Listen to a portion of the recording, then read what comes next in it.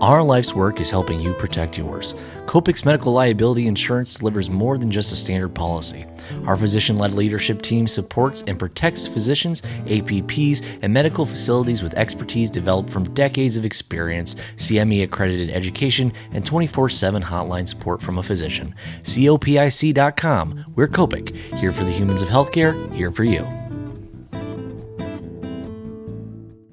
It's hard to align incentives in the way healthcare is paid for in our country. Fundamentally, one side wants to get paid and one side doesn't want to pay. So it's almost like a zero-sum game.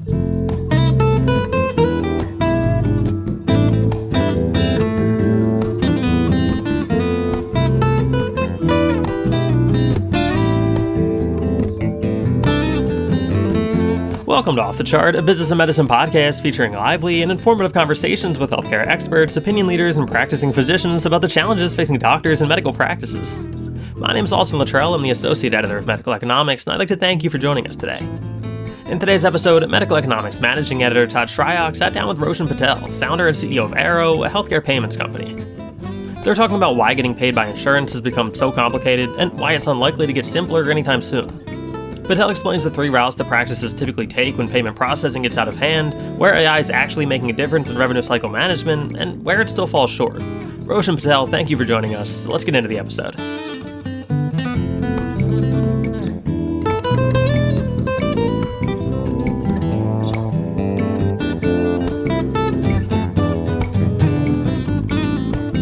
I'm here with Roshan Patel, founder and CEO of healthcare payments company Arrow, to discuss trends in medical payments. Thanks for joining me. Yeah, thanks for having me. So, what are the biggest pain points right now in payment processing for medical practices? Yeah, I think it's always a challenge to get paid by insurance, and especially nowadays, it's becoming more and more complicated. The payer rules are constantly changing. There's more prior auth requirements, there's more denials happening, claims are getting rejected, systems are more fragmented. So it's just harder to get paid by insurance for the services that you've already rendered. And there's a lot of reasons why that is, but I think we're just seeing mass frustration across the board from most physicians and providers in the industry. Why do these pain points exist? Why haven't they been fixed? Isn't it in everybody's best interest to have a smooth payment processing system? I think it's a complicated question because I think it's hard to align incentives in the way healthcare is paid for in our country. Fundamentally, one side wants to get paid and one side doesn't want to pay. So it's almost like a zero-sum game. I think the way healthcare payments has come about from when insurance as a model originated, systems are so fragmented. It's just hard to even get the correct data, right? Even knowing if some patient's insurance plan requires prior auth for a certain procedure, it's hard to just get that information, right? Oftentimes it's not easily accessible in your EMR clearinghouse. You have to call the insurance company. Oftentimes they don't know, they're so large and their systems are so fragmented. So it's just kind of a mess. And this problem is compounded because there's so many different payers, so many different rules, plans are becoming more complicated, and there's just so much manual work that has to get done. And when there's that amount of manual work, you need, specialized trained staff, and that staff is hard to find. They're constantly getting burnt out and leaving, and it's hard to replace them. So the whole system is kind of a mess right now. So what's the solution? How do we fix this?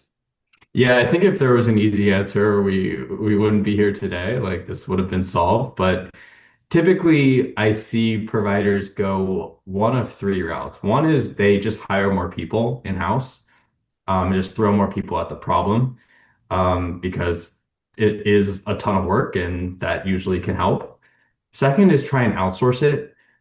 There's obviously a lot of medical billing companies, both in the US and abroad, that are specialized to handle this, and a lot of practices that just don't have the ability to spend time hiring, or maybe they're growing and so they don't want to deal with hiring staff. Like that's a great option. And then lastly is use technology. I think technology has really accelerated in the past decade and especially in the past few years with AI. So there's a ton of tools out there which practices can take advantage of, but it's also hard to know which tools to use, which ones actually work. As you know, in any new technology that comes about, there's going to be a ton of noise. So it's really hard to make sense of what actually works. So how will AI and automation kind of solve these pain points? How will it make it better for physicians? Yeah, I think a lot of ways. There's sort of two models that I see right now. One is using AI to automate work. And so you're sort of taking a workflow or a job or a function and getting AI to do that completely like end to end. So one great example we've seen is scribing. That used to be something that doctors had to manually type, and now that whole workflow is pretty much automated. And that's been a huge time saver. The other approach that I see is using AI more as a co-pilot or collaborator, where maybe for more complex workflows or higher stakes workflows, you don't really want to outsource it completely to AI. You want to have more control and visibility over things. And that's a lot of what I see in revenue cycle and billing, just because it's so important. The stakes are very high. You're dealing with money, you're dealing with the financial health of a practice. And so, think about like Chat GPT, it's more of like a back and forth conversation. You're not just, sort of outsourcing an entire task to Chat GPT. So what would this look like to the end user? Is this something like, the AI system will flag a certain insurer and say, hey, insurer X always wants to see this data, make sure you include that? Or I guess what does it look like in the end? Yeah, absolutely. It's hard to say because revenue cycle and billing encompasses so many different tasks, right? Like insurance verification, coding, preparing claims, submitting them, denials, payment posting, patient billing. But you bring up a great example, like especially before claims go out, so much can be done with technology and AI to ensure those claims are clean. We're adhering to payer rules, we're flagging any abnormalities or things that would result in a denial. A lot of those tend to be more rules-based, so they doesn't really even need AI. You can just make sense of the data you already have. A case that maybe a little bit more take advantage of AI would be like writing appeal letters once you've gotten a denial. That can take a biller, several hours to do all of the research, compile the information, write a compelling letter and submit it. But now with AI is very good at producing content, assembling data and writing. And so we see tasks that used to take hours now take minutes.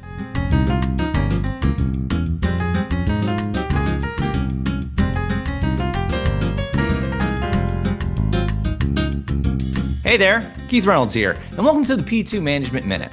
In just 60 seconds, we deliver proven, real-world tactics you can plug into your practice today, whether that means speeding up check-in, lifting staff morale, or nudging patient satisfaction north. No theory, no fluff, just the kind of guidance that fits between appointments and moves the needle before lunch. But the best ideas don't all come from our newsroom. They come from you. Got a clever workflow hack, an employee engagement win, or a lesson learned the hard way? I want to feature it. Shoot me an email at kreynolds@mjhlifesciences.com with your topic, a quick outline, or even a smartphone clip. We'll handle the rest and get your insights in front of your peers nationwide. Let's make every minute count together. Thanks for watching, and I'll see you in the next P2 Management Minute.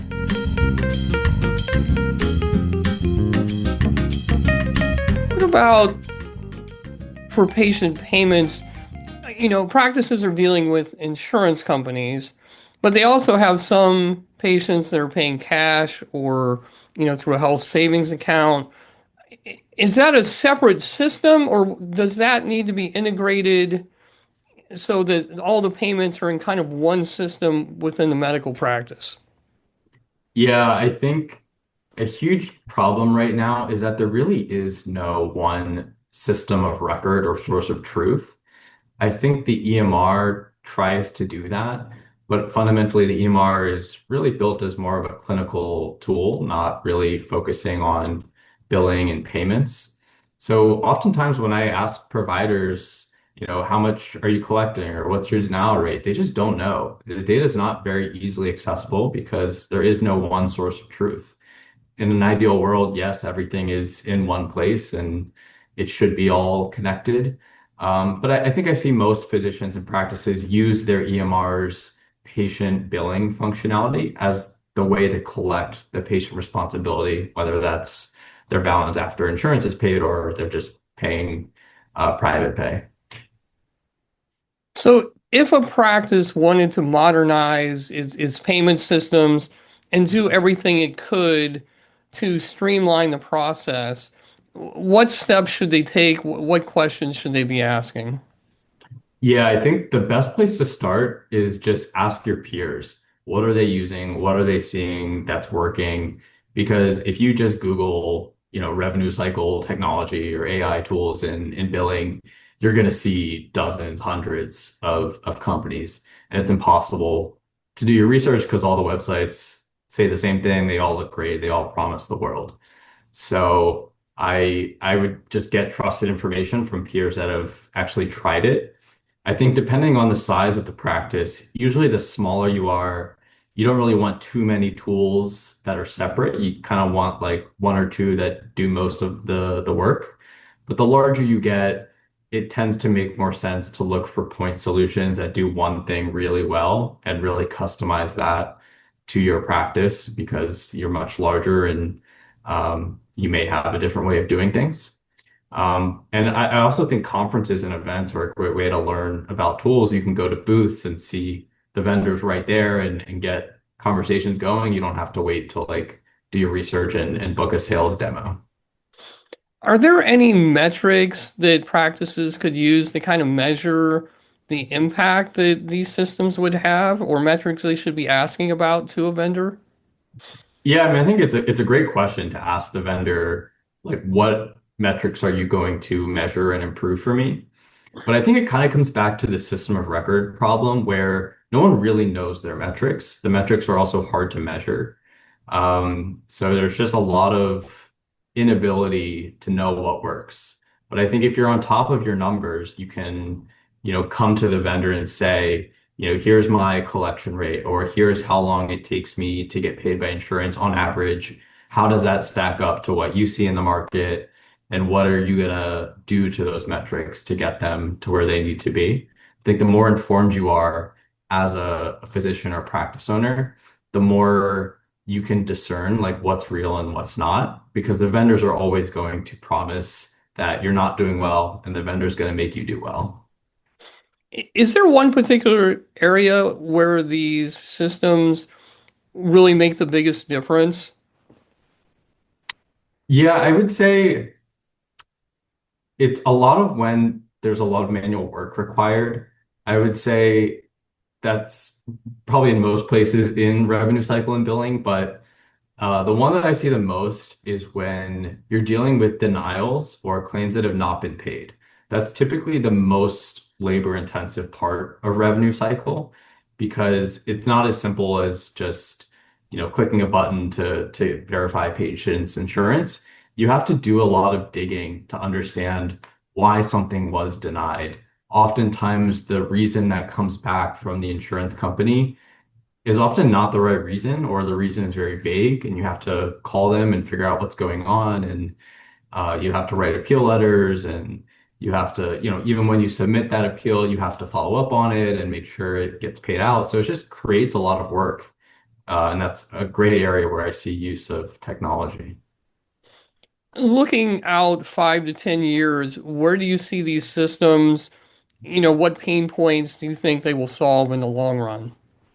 Yeah, I think it'll mostly be the same pain points. I think there's an argument whether AI is going to replace medical billers or not. I think a lot of people in the industry think that it will. Just like most types of knowledge work could be completely automated. But I don't think that's the case. I think there's a lot of specialized knowledge within a practice of, billers have decades of experience of like, oh, this payer always requires this certain little quirk when we submit the claim that it's just hard for AI to pick up on because it's not going to have all of the context and data that comes with years of billing experience. So I personally think we'll still have medical billers around, but they'll be strongly empowered and more efficient and more productive by the tools that we have. I don't think healthcare payments is ever really going to be solved the way the current system's set up. There's always going to be denials. There's always going to be friction in the process. We're probably not going to have some sort of like real-time payments in healthcare for a very long time. So I think this job is going to be required, but just made a lot more less frustrating, I suppose. Very good. Well, thanks for joining me. Yes, thanks for having me. Once again, that was Roshan Patel, founder and CEO of Arrow, speaking with medical economics managing editor Todd Shryock. On behalf of the whole medical economics and physicians practice teams, I'd like to thank you for listening to the show and ask that you please subscribe so you don't miss the next episode.